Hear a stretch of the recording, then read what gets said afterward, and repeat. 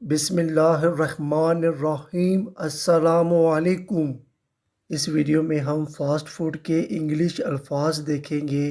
Video شروع کرنے سے پہلے Urdu to English learning channel کو سبسکرائب کر لیں تاکہ آپ اس طرح کی مزید ویڈیوز دیکھ سکیں۔ تو آئیے سٹارٹ کرتے ہیں یہ ویڈیو۔ آلو کے chips, French fries, pizza, پیٹزا، sandwich, sandwich, تلی ہوئی مرغی، فرائیڈ چکن، کیچپ،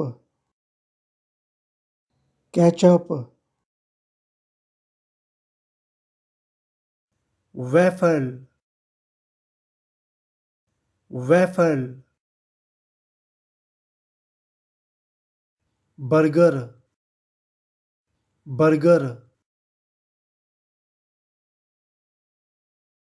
کوک، کوک، کباب، کباب، chicken tikka, chicken tikka, shawarma, shawarma, cake, cake,